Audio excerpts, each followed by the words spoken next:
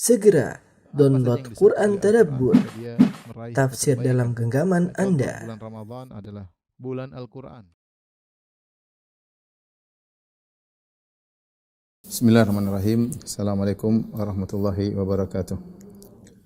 Alhamdulillahi ala ihsanih wa syukru lahu ala taufiqihi wa amtinanih wa asyhadu an la ilaha illallah wahdahu la syarika lahu ta'ziman li sya'nih wa asyhadu anna Muhammadan abduhu wa rasuluhu da'ila ridwanih. Allahumma salli alaihi wa ala alihi wa ashabihi wa ikhwanih. Para ikhwan akhwat, para jamaah Masjid As-Sunnah Bintaro yang dirahmati oleh Allah Subhanahu wa taala. Pada kesempatan kali ini kita melanjutkan bahasan kita tentang Sufiyah, sejarah dan pemikirannya. Dan pada kesempatan ini kita akan bahas tentang tokoh-tokoh Sufiyah serta pemikiran-pemikiran mereka antara satu dengan yang lainnya, perbedaannya di mana, dengan bagaimana silsilah perkembangan Sufiyah yang ditinjau dari tasawuf al-falsafi. Ya, sekali lagi saya bilang pembahasan ini saya ambil dari risalah S3 yang ditulis oleh Dr. Said Aqil Siraj yang berjudul Silatullah bil Kaun inda Tasawuf al-Falsafi, yaitu bagaimana keterkaitan antara Allah dengan alam semesta menurut perspektif tasawuf al-falsafi, yaitu sufiyah yang dibangun di atas falsafah. Baik, kita akan bahas insyaallah taala. Kita akan bahas tokoh-tokoh sufiyah, sejarah dan pemikiran. Sejarah pemikiran. Yang pertama kali mengenalkan dikenal dengan yang mempopulerkan atau yang pertama kali mempopulerkan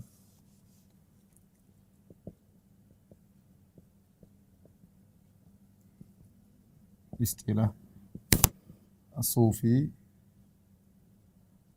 atau at-tasawuf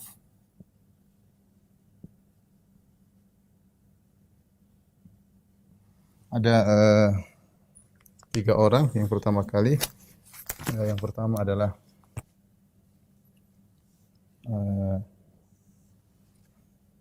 Jabir bin Hayyan, ya. Jabir bin Hayyan yang wafat kurang lebih 161 Hijriyah, ya. Wafat ada khilaf, ada yang mengatakan 161, ada yang mengatakan 208. Taruhlah kita 208 Hijriyah, ya. Jabir bin Hayyan dia adalah seorang sufi, kemudian ahli kimia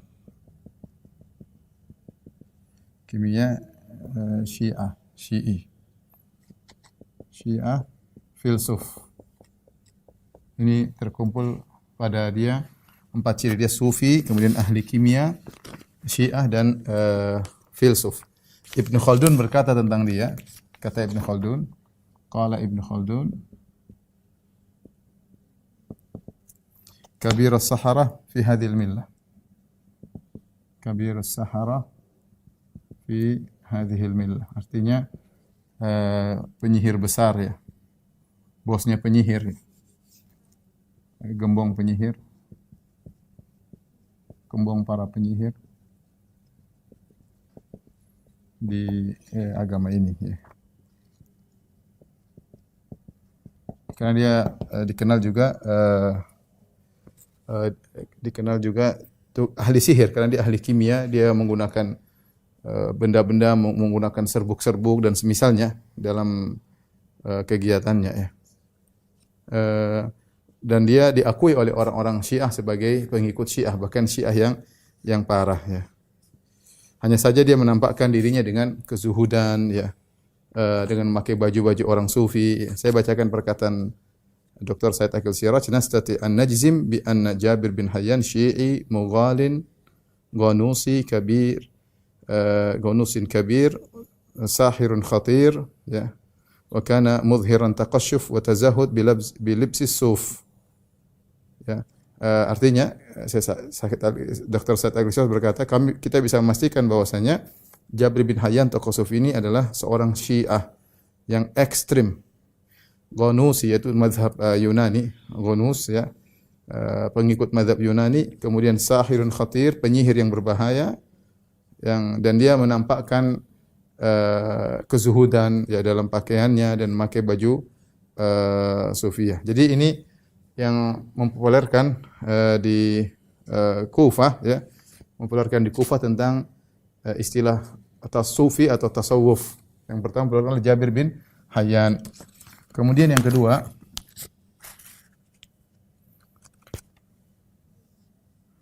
adalah Abu Hashim Al-Kufi. Abu Hashim Al-Kufi. Abu Hashim Al-Kufi wafat 150 ya. Wafat 150 Hijri. Dia berpendapat tentang hulul dan ittihad ya. Pemikirannya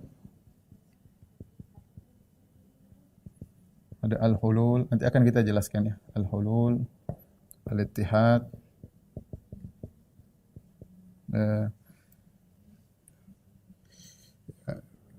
kemudian dituduh, kemudian dia kalau seperti Nasara, hanya saja Nasara menyatakan hulul kepada Nabi Isa. Adapun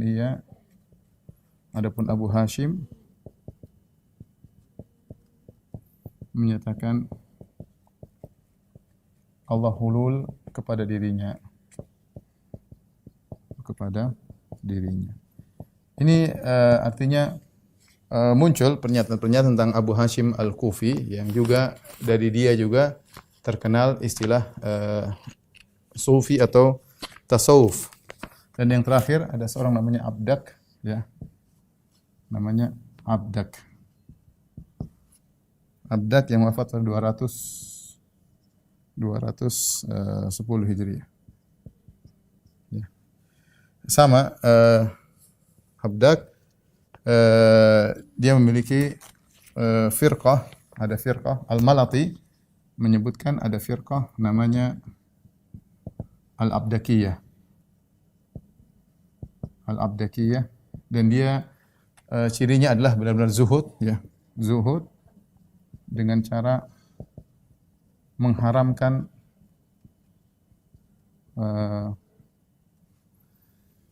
seluruh perkara dunia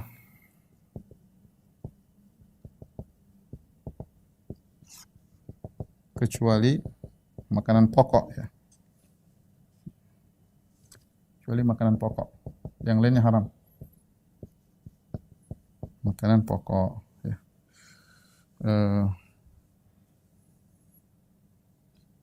Dan dia adalah Syiah ya. Asalnya dia adalah Syiah. Ini orang juga Syiah. Dari Kufah, dan dia mentenarkan Sufiyah di Baghdad ya. Dia meninggalkan berpindah dari Kufah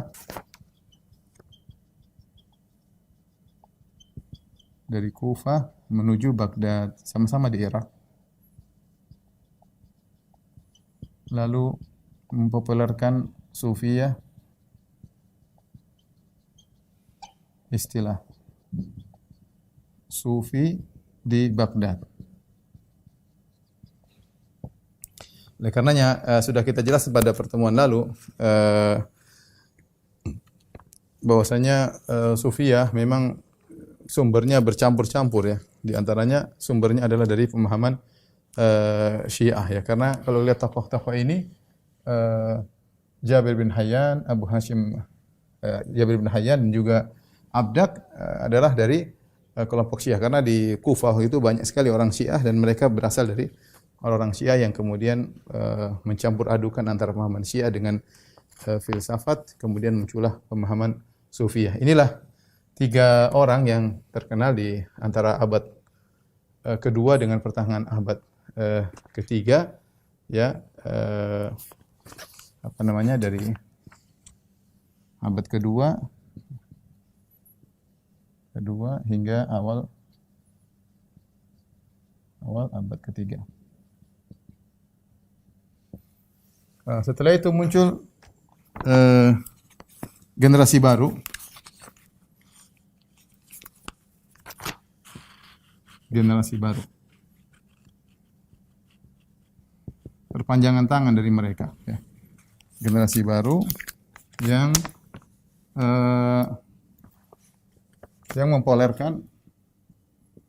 mempopulerkan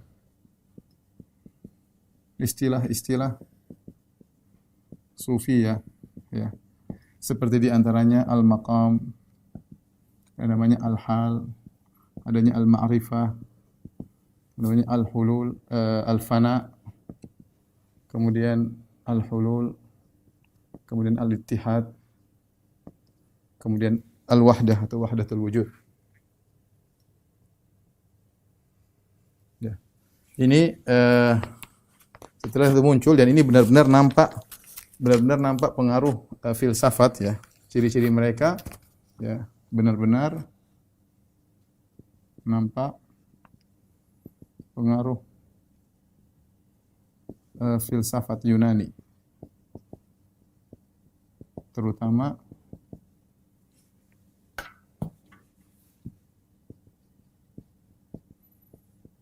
Platonis ya.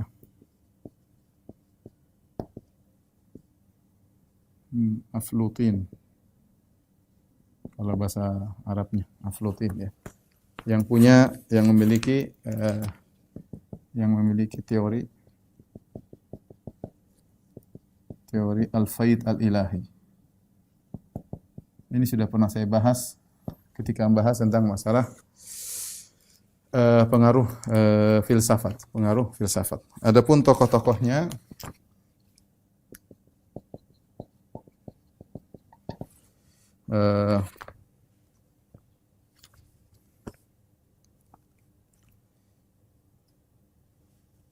adalah Dhunnun al-Misri ya, nanti akan kita bahas habis ini. Dhunnun al-Misri, kemudian Abu Yazid al-Bustami,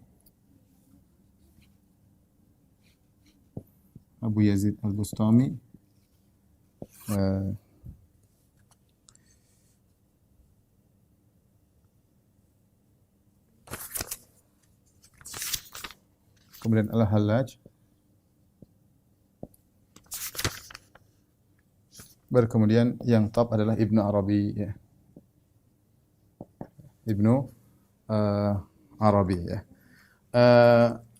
Mereka ini tokoh-tokoh sufi ini ya, membuat istilah-istilah berlawanan dengan istilah-istilah yang diucapkan oleh ahli fikih. Yang ahli fikih punya istilah-istilah masalah usul fikih, masalah fikih. Mereka bicara tentang bagaimana mengenal Allah Subhanahu wa taala dengan istilah-istilah yang mereka buat yang bertentangan dengan istilah-istilah para ahli syariah ya. Ahli syariah yaitu yang belajar Al-Qur'an dan Sunnah ya. Al-Qur'an dan Sunnah tentu punya istilah Al-Qur'an, kemudian As-Sunnah, kemudian punya istilah-istilah wajib apa sunnah atau yang lainnya. Mereka punya istilah sendiri, istilah untuk mencapai atau mengenal Allah Subhanahu wa taala dengan istilah-istilah yang mereka buat. Insyaallah kita akan menjelaskan tentang mereka-mereka ini ya, karena dari mereka-mereka ini ada perbedaan pandangan tentang kaitan mereka dengan kaitan seorang dengan hubungan seorang dengan Allah Subhanahu wa taala. Insyaallah habis ini akan kita jelaskan. Tolong dihapus. Tapi kita akan bahas tentang tokoh-tokoh sufi dan pemikirannya ya.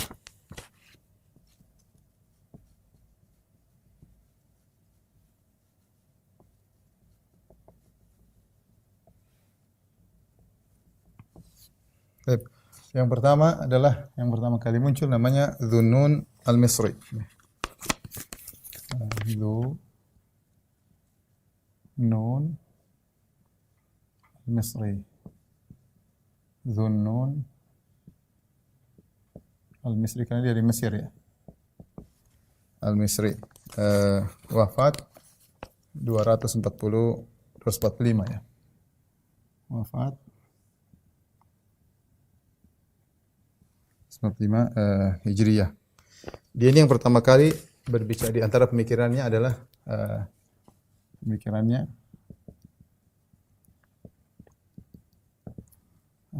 yang pertama kali berbicara tentang maqam, ya, al-maqam dan ahwal, al-maqamat, ya, dan al-ahwal. Ini istilah-istilah sufiyah, ya. Al-maqam maksud mereka adalah bagaimana seperti firman Allah, liman khafa maqama rabbih, ya. Yaitu as-salik, seorang yang ingin jadi sufi dia harus melewati berbagai macam tahapan-tahapan, di antaranya ada namanya al-maqam, adanya hal, ya. Saya juga tidak begitu paham tentang istilah mereka, ya. Mereka punya istilah-istilah yang mereka buat definisi, terkadang definisi mereka berbeda-beda di antara mereka. Tapi dia yang pertama kali mempopulerkan istilah ini, ya. Kemudian dia juga yang berkata asal penciptaan adalah Nur Muhammad, ya. Nur Muhammad. Ini berasal dari Dhunnun al-Masri. Kemudian dia punya nazariyah atau teori teori al-ma'rifah. Teori al-ma'rifah. Kata dia, al-ma'rifah yaitu mengenal Allah. Maksudnya mengenal Allah. Teori ma'rifah, kata dia, ma'rifah ada terbagi menjadi tiga. Terbagi tiga. Ada namanya ma'rifatul ammah. Yaitu ma'rifatnya orang umum. Orang awam. Ma'rifat orang Arab. Kemudian yang kedua adalah ma'rifatul mutakallimin.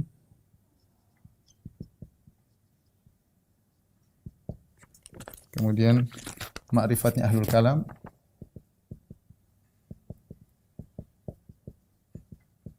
Kita tahu ma'rifatnya ahlul kalam, mereka punya teori sendiri seperti teori apa namanya? Dalil a'rad misalnya, ya. Ini sudah kita bahas dalam asma wa sifat, ya. Kemudian yang terakhir adalah ma'rifatu khawas al-awliya. Ya. Ma'rifatnya orang-orang wali-wali khusus.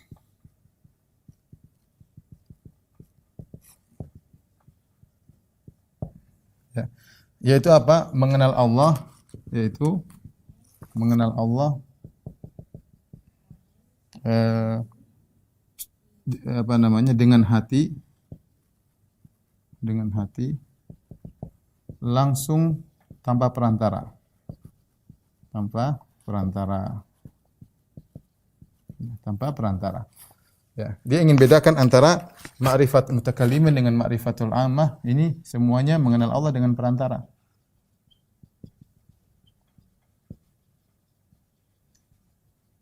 Perantara maksudnya dengan teori memandang, misalnya melihat alam semesta misalnya, atau teori dengan melihat dalil Al-Quran dan Sunnah. Intinya mengenal Allah dengan perantara. Ada perantara. Apakah dengan melihat alam atau dengan merenungkan dalil.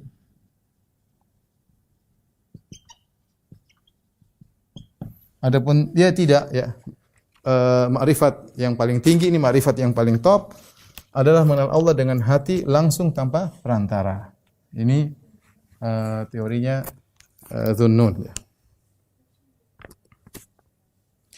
Kemudian dia juga punya teori al-mahabbah, ya. 4. Nazariyat al-mahabbah, teori mahabbah. Mahabbatullah itu cinta kepada Allah. Ya. Cinta kepada Allah. Yang intinya bahwasanya ada saling mencintai antara Allah dan hamba yang mengantarkan kepada adanya penyatuan antara zat Allah dengan zat hamba, yaitu cinta yang terjalin antara hamba dan Allah yang mengantarkan pada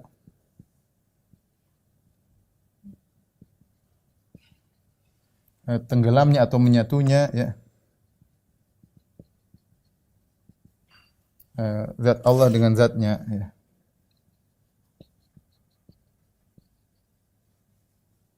Dengan zat hamba.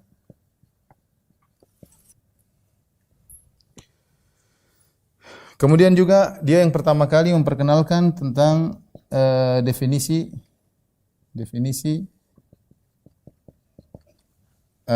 al-wajid was sama. Al-wajid dan as-sama. Al-wajid wallahu alam adalah suatu yang seorang sufi dapatkan ketika dia melakukan perundungan-perundungan atau zikir, seakan-akan ada suatu makrifat atau ilmu yang masuk ke dalam hatinya.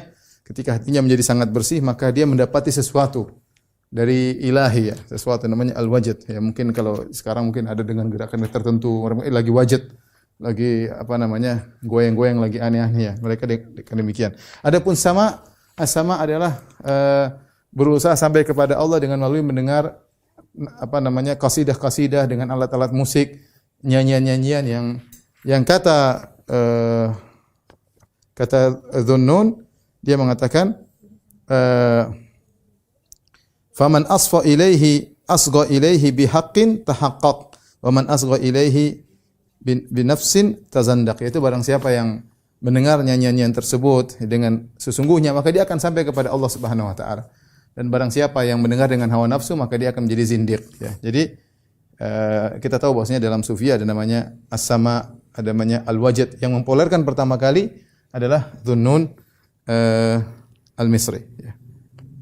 Taib ini Dhunnun al-Misri disebut oleh para ulama dia juga sama dituduh dengan zindiq, kemudian melakukan sihir, kemudian talasim, jimat-jimat dan yang lainnya sebagaimana disebutkan dalam biografi beliau. Setelah itu datang orang kedua namanya Abu Yazid al-Bistami.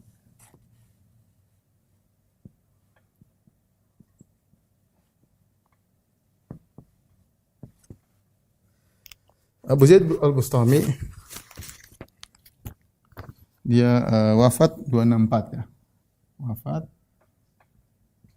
264 Hijriyah ya. Dan pemikirannya yang paling terkenal ya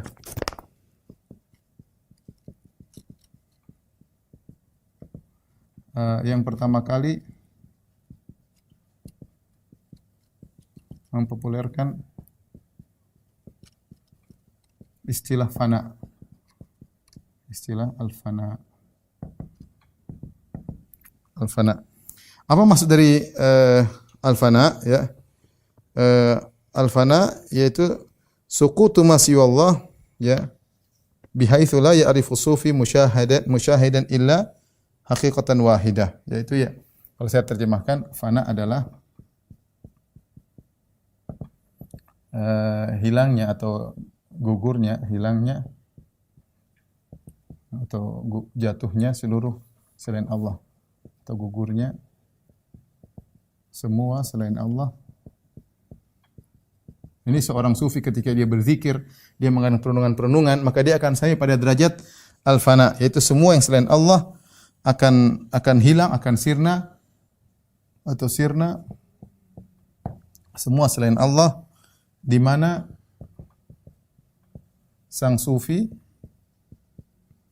tidak menyaksikan, tidak melihat atau tidak menyaksikan kecuali satu hakikat. Kecuali satu hakikat, yaitu Allah. Yaitu Allah ya. Bahkan ia pun tidak menyaksikan dirinya sendiri. Saking tenggelam ya dalam zikirnya tersebut. Ya, ketika itu bersatulah sehingga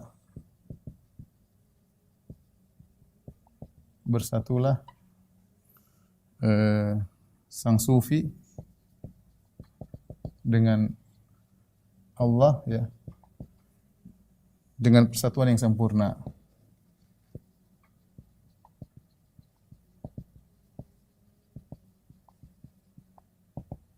Ini disebut dengan al-fana, yaitu semua yang selain Allah fana, semuanya yang selain Allah sirna. Jadi seorang ketika dia merenungkan, melakukan zikir atau melalui tahapan-tahapan tertentu, dia sampai pada derajat fana, sehingga tidak ada yang dia lihat kecuali Allah. Bahkan dia tidak bisa menyaksikan dirinya sendiri. Ya. Ini definisi yang mereka sampaikan dan disampaikan oleh Dr. Said Aqil Siraj bahwasanya ini adalah pemikiran, beliau juga nukil dari para ulama yang lain, bahwasanya pemikiran diambil dari India. Ada namanya dhyana, ada namanya samadhi, ya. Dhyana maksudnya meditasi. Kemudian samadhi itu yang disebut dengan fana, yaitu semuanya hilang sehingga bersatu dengan Sang Pencipta. Ini juga diambil dari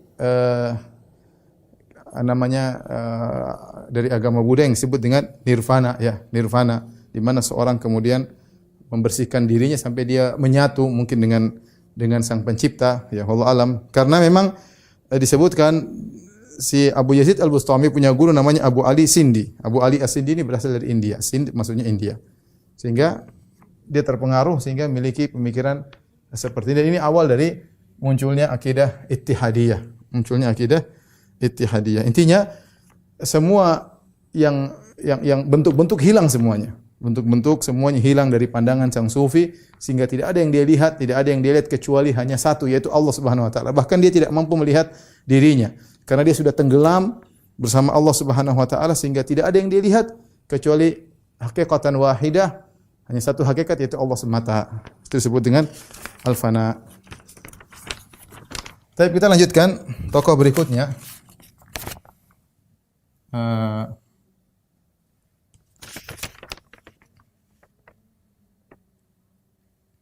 Oleh karenanya Abu Yazid Al-Bustami, saya lupa, dia mengatakan di antara perkataan yang masyhur,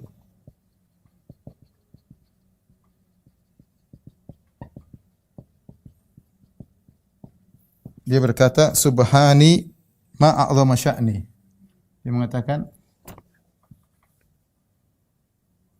subhani ma a'zama sya'ni, yaitu maha suci aku, sungguh agung kedudukanku, yaitu bahasa gampangannya maha suci aku, sungguh agung kedudukanku. Dia mengatakan ini karena dia merasa telah fana, bersatu dengan Allah Subhanahu wa taala. Kemudian juga dia pernah berkata, innani anallah, ya. Inni anal ilah, dia mengatakan inni anal ilah atau inni anallah la ilaha illa ana fa'budun.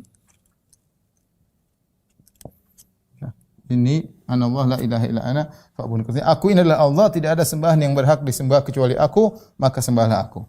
Ya, ini perkataan Allah, tapi dia ucapkan karena dia merasa telah bersatu dengan Allah Subhanahu wa taala sehingga orang yang mendengar perkataan dia mengatakan orang gila. Abu Yazid telah gila, ya. Tapi sebelum saya lanjutkan, Ibnu Taimiyah punya pandangan sendiri tentang Abu Yazid Al-Bustami. Karena Abu Yazid tidak didapati dia punya tulisan dari tulisan dia sendiri. Yang ada orang menukil-nukil dari beliau. Sehingga Ibnu Taimiyah mengatakan banyak penukilan yang didustakan dari Abu Yazid Al-Bustami dan ada kesalahan dia. Tapi tidak bisa dipastikan bahwasanya ini semua perkataan dia karena memang tidak dapat langsung dari perkataan, tapi ada orang yang menukil dan menisbahkan kepada Abu Yazid Al-Bustami. Ala kulli hal, inilah yang sampai kepada kita perkataan-perkataan Abu Yazid Al-Bustami. Baik, yang ketiga Al-Hallaj. Itu Al-Hallaj yang masyhur, ya, yang aku sebagai Tuhan juga, ya. Al-Husain bin Mansur.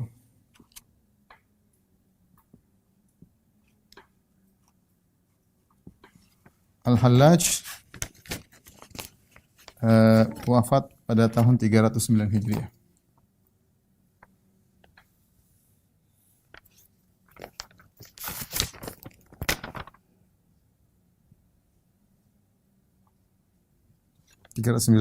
Hijriah. Al-Hallaj dia lebih ekstrim lagi daripada Abu Yazid Al-Bustami, ya.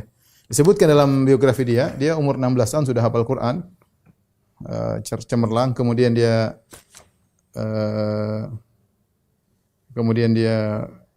sudah setelah hafal Quran ketika umur berapa? Ketika umur 16, kemudian dia belajar tasawuf kepada tokoh-tokoh sufiyah, ya. Kemudian dia menjadi seorang dai dari madhab Al-Qaramitah. Jadi madhabnya dia madhab Qaramitah. Qaramitah adalah madhab Syiah dari Ismailiyah, ya, perkembangan dari Syiah Ismaili itu Syiah kebatinan, Syiah kebatinan. Disebutkan dia ditangkap 3 kali karena pemikiran yang berbahaya. Akhirnya Al-Hallaj ini ditangkap sampai 3 kali. Tangkap pertama dia lolos, tangkap kedua, kemudian dihukum berapa tahun-tahun, kemudian dia lolos lagi, ditangkap ketiga, akhirnya dihukum kafir zindik oleh para ulama, para fuqaha di zamannya.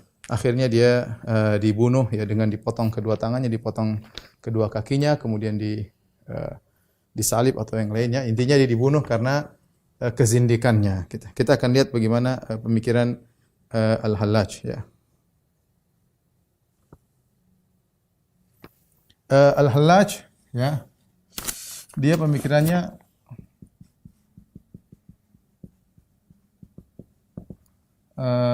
yang pertama kali mempraktekkan fikrah atau pemikiran hululiyah. Pemikiran hululiyah. Hulul, ya. Hulul itu apa? Tuhan menempati makhluk. Menempati makhluk, manusia di antaranya. Tuhan menempati manusia, ya. Dia bukan hanya sekedar teori, bahkan dia mempraktekkan saya ini ditempati oleh Tuhan. Makanya di antara pernyataannya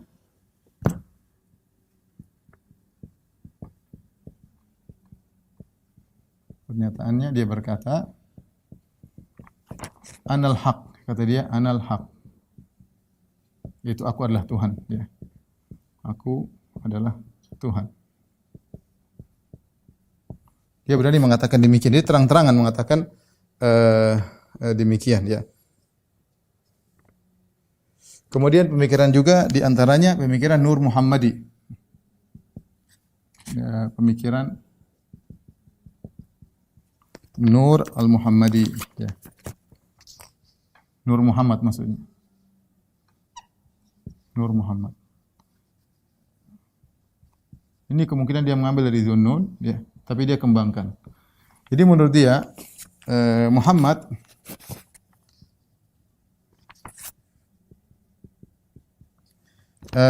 terdiri atas 2 hakikat. 2 hakikat. Yang pertama, hakikat pertama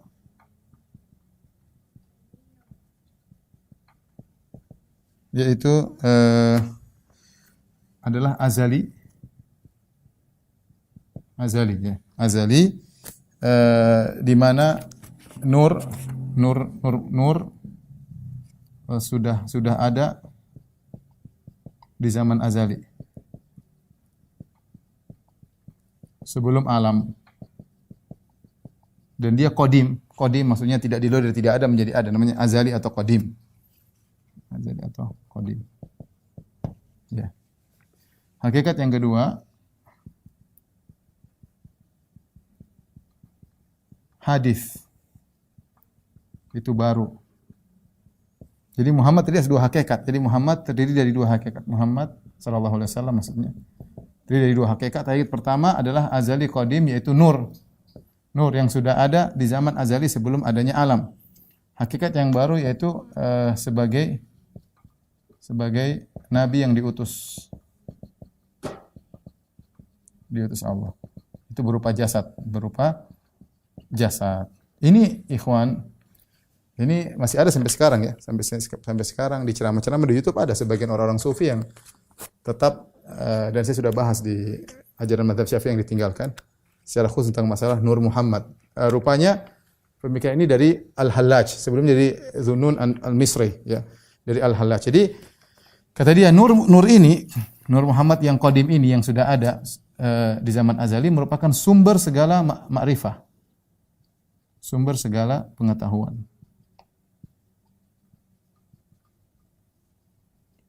Sehingga konsekuensi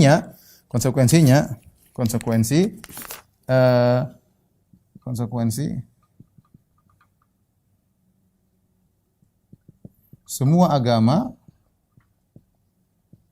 berasal dari satu sumber yang sama, yaitu Nur Muhammad. Oleh karenanya, dia mengatakan semua agama benar.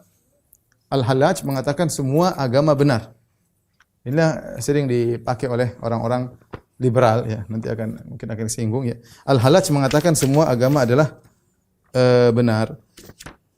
Karena semua berasal dari sumber yang sama, dari Nur Muhammadi ya. Dia mengatakan bahwasanya semua agama Allah bebankan kepada manusia bukan karena pilihan mereka, tapi Allah yang memilih untuk mereka.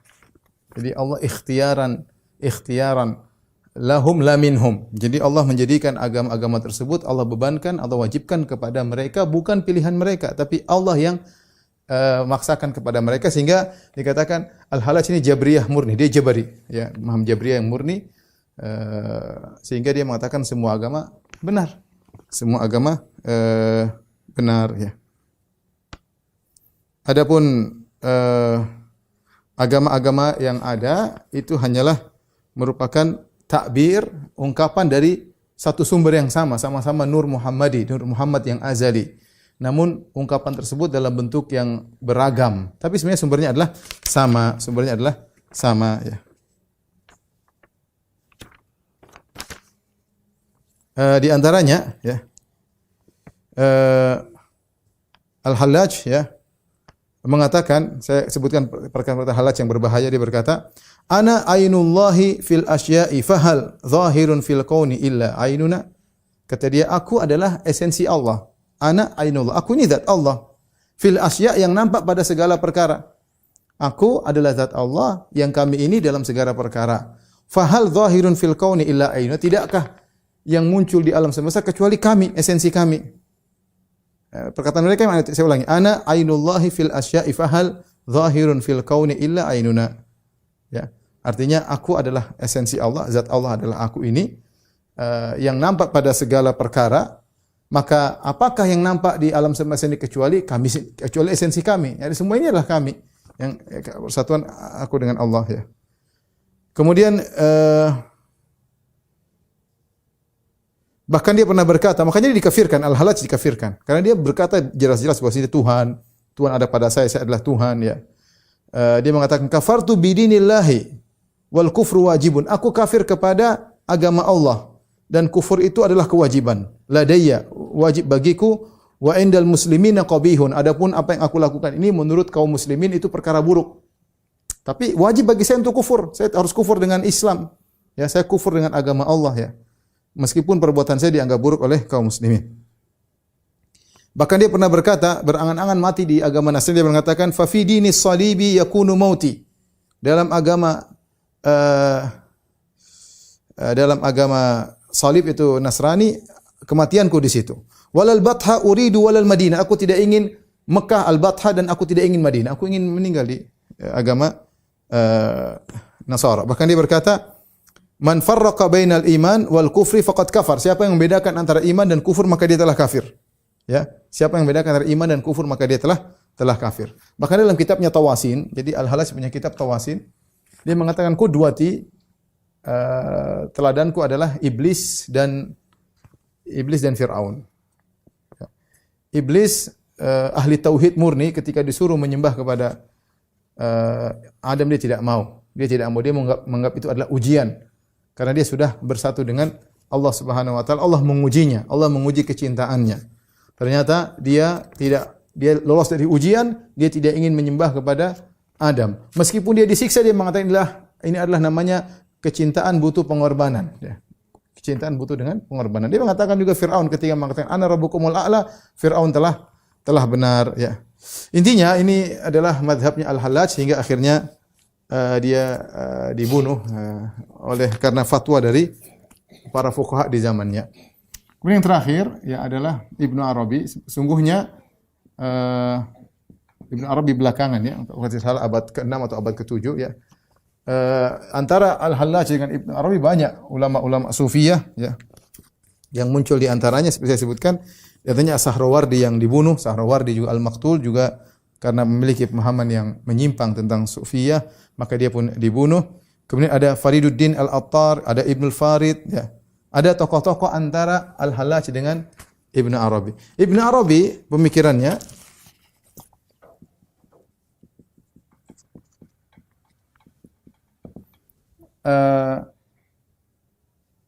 dia yang paling top dalam bukan dia yang pertama kali, tapi dia yang paling top mempopulerkan paham wahdatul wujud. Wahdatul wujud ya.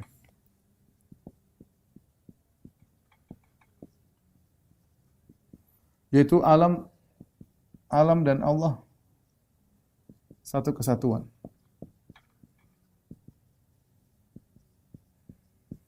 Inilah wahdatul wujud yang Ibnu Arabi punya buku terkenal adalah Futuhatul Makkiyah dengan Fususul Hikam. Yang dia mengatakan war rabbu abdun wal abdu rabbun ya laita syi'ri manil mukallaf. Tuhan adalah hamba, hamba adalah Tuhan. Kalau gitu siapa yang dibebani untuk melakukan syariat? Dan dia punya buku juga Fususul Hikam yang sudah sering kita sebutkan. Yang dalam kitab tersebut dia mengatakan Fir'aun ketika mengatakan ana rabbukumul a'la, aku adalah Tuhan kalian yang maha tinggi, maka Fir'aun telah benar dan tepat karena alam semesta ini adalah Allah juga. Ibarat dia alam semesta dan Allah itu ibarat lautan yang penuh dengan ombak. Ombak bermacam-macam, ombak besar, ombak kecil, ada gerakan-gerakan, tapi semuanya adalah laut. Kita ini semua alam semesta adalah Allah. Hanya ada penampakan-penampakan yang berbeda-beda yang semuanya kembali kepada Allah. Dan kalau kita teliti, benar-benar ini kembali kepada filsafat Platon ya. Filsafat Platonis ya, yaitu yang memiliki teori al-faid al-ilahi. Ini sudah pernah kita jelaskan bahwasanya Platonis memandang bahwasanya Allah Subhanahu wa taala atau causa prima yaitu sebab utama Tuhan maksudnya karena saking sempurnanya maka dia mengadakan curahan dari zatnya, maka muncullah makhluk-makhluk dengan tahapan-tahapan sampai akhirnya jadilah planet-planet, jadilah bumi dan isinya semuanya berasal dari satu zat yaitu causa prima, sehingga ini yang diadopsi oleh Ibnu Arabi ya, mengambil filsafat Platonis sehingga dia mengatakan bahwasanya alam semesta adalah Allah Subhanahu wa taala. Taib. Apa bedanya hulul al-ittihad sama wahdatul wujud? Kita punya ada tiga istilah sufiyah. Ada namanya al-hulul, ada namanya al-ittihad, ada namanya wahdatul wujud. Kalau al-hulul secara bahasa Arab artinya menempati. Menempati maksudnya mereka adalah Allah menempati manusia. Seakan-akan masih ada sifat menempati dan ditempati. Jadi masih ada al-hal dan al-mahal yang menempati dan tempat yang ditempati. Ya, jadi apa namanya? Masih nampak dua unsur. Masih nampak dua unsur. Gampangannya sebagaimana dijelaskan oleh Dr. Said Agil Siraj bahwasanya al-ilah qadim, ilah Tuhan qadim menempati manusia yang hadis, menempati al-halaj misalnya. Maka jadilah al-halaj manusia ilahi, manusia tapi ada sifat ketuhanan. Tapi dia manusia tapi ada sifat ketuhanan. Ya, jadi masih ada dua unsur. Ya, hanya saja ilah menempati sang manusia. Ini namanya al-hulul. Al-ittihad, bedanya apa al-ittihad? Dua unsur bersatu lalu tidak terbedakan. Dan ini mazhab yang dibawa oleh Abu Yazid Al-Bustami dari al-fana, dia memiliki tadi al-fana yaitu suqutu ma siwallah, semua yang selain Allah gugur, fana, ya, bihaitsu anna sufi la yusyahid illa dzatan illa haqiqatan wahidah. Ketika semua sudah fana, dia tidak menyaksikan kecuali Allah Subhanahu wa taala, di mana dia bersatu dengan Allah Subhanahu wa taala. Jadi dua unsur bersatu sehingga tidak terbedakan. Sehingga dia tidak bisa melihat dirinya lagi. Yang dilihat hanyalah Allah Subhanahu wa taala. Jadi dua unsur bersatu tidak bisa terbedakan lagi, ya. Kalau mungkin kita gampangannya kalau al-hulul seperti air taruh di gelas, ada airnya. Tapi kalau kita bilang air putih campur dengan kopi sudah campur, enggak terbedakan lagi, campurnya sudah jadi satu kesatuan, seakan-akan suatu zat yang baru. Itu namanya al-ittihad. Tapi al-ittihad masih terbatas, ya, terbatas antara Allah dengan sebagian manusia. Adapun wahdatul wujud ini lebih parah lagi, bahwasanya alam ya wujud, ya Allah. Ya, Allah adalah al-wujudul mutlaq. Allah adalah al-wujudul mutlaq, yang wujud Allah mengalir pada seluruh alam. Alam itu ya Allah, Allah itu adalah alam. Tadi gambarannya saya kasih gambaran seperti lautan yang muncul dengan berbagai macam ombak. Ada ombak kecil, ada ombak besar, ada ombak lagi bergerak, ada ombak dengan berbagai macam modelnya. Semua itu adalah laut. Nah, kita ini semua alam semesta adalah Allah Subhanahu wa taala. Sebagaimana teori dari Platonis. Kita semua ini adalah dari causa prima yang saking sempurnanya maka dia mengadakan curahan-curahan disebut al-faid. Curahan-curahan tersebut akhirnya membentuk makhluk-makhluk yang kita lihat sekarang ini. Inilah secara sederhana tentang pokok-pokok tasawuf falsafi, ya.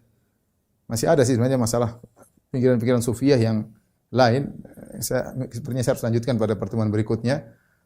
Seperti pemikiran-pemikiran misalnya bermeditasi di dalam goa, kemudian uzlah, meninggalkan keramaian dalam ruangan gelap selama berbulan-bulan misalnya, atau beribadah kepada Allah bukan karena cinta kepada Allah. Pemikiran seperti itu harus kita bahas juga karena tersebar juga di masyarakat pada pembahasan berikutnya insyaallah taala. Saya ingin sampaikan ketika di pembahasan tentang ma'rifat, mengenal Allah Subhanahu wa taala, kita lihat bahwasanya mereka punya cara berbeda-beda. Ada Abi Al-Bustami dengan al-fana'nya, kemudian Hallaj dengan ittihadnya atau hululnya dengan ittihadnya, Ibnu Arabi dengan wahdatul wujud.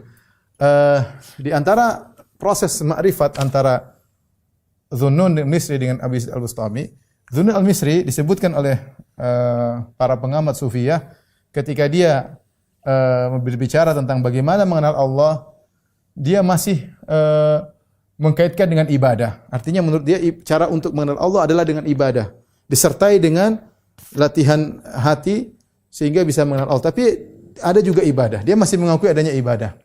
Berbeda dengan pemikiran Abu Yazid Al-Bustami sebagaimana diriwayatkan dari dia, Allah alam akan kebenarannya. Tapi menurut Abu Yazid Al-Bustami, kalau mengenal ma'rifat harus meninggalkan ibadah. Kata dia, Allah Subhanahu wa taala melihat ada manusia yang pantas untuk dikasih ma'rifat, maka dijauhkan dari ibadah. Dan ada kelompok manusia yang dia tidak pantas untuk ma'rifat, maka disibukkan dengan ibadah.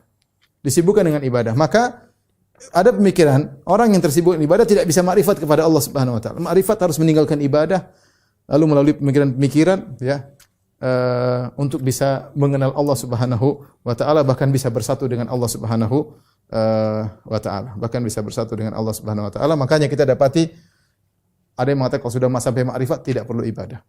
Bahkan tidak boleh ibadah. Karena orang yang beribadah dia tidak bisa mencapai kepada ma'rifat, ya. Kalau ingin ma'rifat sungguhnya, tinggalkan ibadah. Ibadah menjauhkan seorang dari ma'rifat kepada Rabb, ya. Ma'rifat kepada Rabb. Tolong dihapus, masih ada poin terakhir.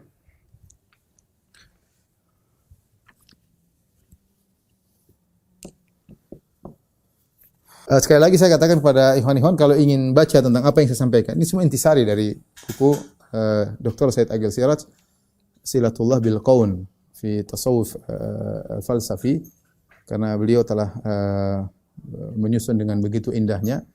Saya rasa buku ini paling terbaik yang pernah saya baca. Saya ada baca beberapa buku, ya, di antara juga buku karya Ihsan Ilahi Zahir tentang 2 buku tentang Sufiyah, kemudian dengan macam-macam Sufiyah, ya.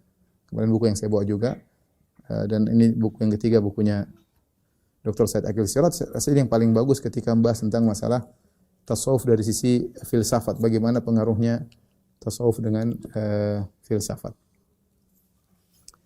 Taib, yang terakhir kita ingin sampaikan tentang masalah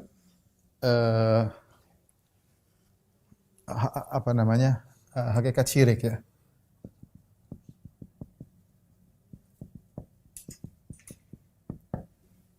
Hakikat syirik di antaranya adalah menjadikan Tuhan berbilang,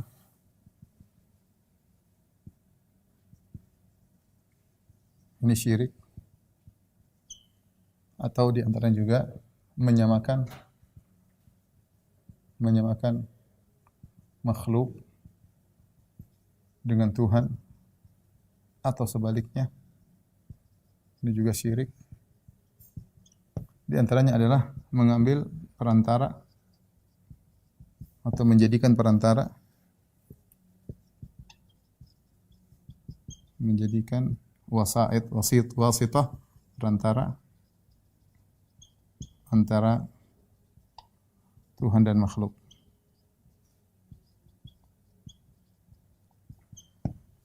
Kalau kita lihat ya, perhatikan perantara yang Allah adakan antara Allah dengan makhluk ya.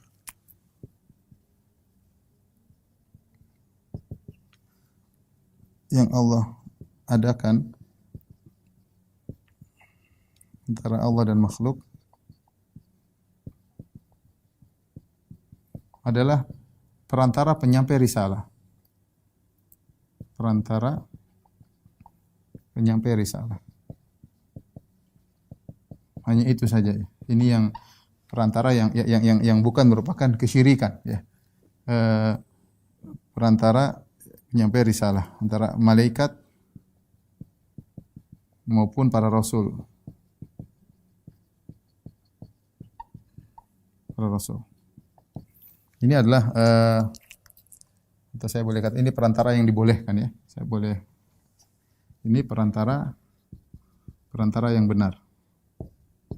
Ya, karena Allah Subhanahu wa taala tidak menyampaikan langsung kepada makhluk, tapi melalui perantara yang Allah utus, baik malaikat ataupun para nabi. Adapun menjadikan perantara yang syirik ada dua, yaitu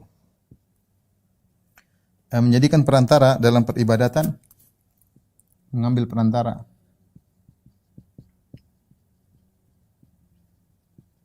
untuk beribadah pada Allah, seperti perbuatan orang musyrikin ya. Mereka berkata, "Ma na'buduhum illa liyuqarribuna ila Allahi zulfa." Kami tidak menyembah berhala tersebut kecuali untuk mendekatkan kami kepada Allah Subhanahu wa taala. Ya, jadi sebagaimana kaum musyrikin Arab.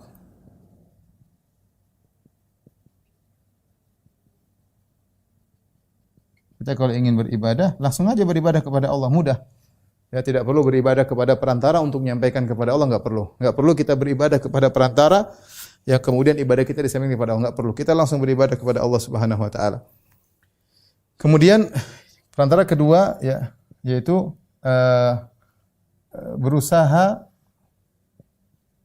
untuk ya bersatu secara zat dengan Tuhan. Dengan Tuhan. Jadi ini bukan hanya perantara, lebih parah dari perantara, bahkan ingin menyatu dengan Tuhan. Ya. Bahkan ingin menyatu dengan Tuhan. Lebih parah dari sekedar perantara. Ya. Bukan hanya perantara secara zat, bahkan bersatu. Ya. Bersatu. Nah, inilah yang merupakan pemikiran orang-orang sufi yang kita bahas tuh ini, ya. Mau pemikirannya fana atau hulul atau ittihad atau wahdah, inilah semuanya. Bagaimana dia ingin bersatu dengan Tuhan. Ya, padahal Allah Subhanahu wa taala benar-benar memisahkan antara Allah dengan makhluk. benar-benar pisah. Malaikat saja yang begitu dekat kepada Allah tidak ada kaitannya dengan zat Allah Subhanahu wa taala, tidak ada. Apalagi para nabi, apalagi manusia. Allah Subhanahu wa taala benar memisahkan antara zat Allah dengan zat makhluk, ya. Sementara orang sufi berusaha bersatu dengan Tuhan, ya. Maka mereka terjerumus dari sisi kesyirikan di sini, ya, kesyirikan bukan hanya perantara dalam zat, ya, tapi bahkan langsung ingin bersatu dengan Allah Subhanahu wa taala, maka mereka terjerumus dalam kesyirikan dengan berbagai macam metode mereka, metode para sufi untuk bersatu dengan Allah secara zat, baik dengan fana atau hulul, ittihad atau wahdatul wujud.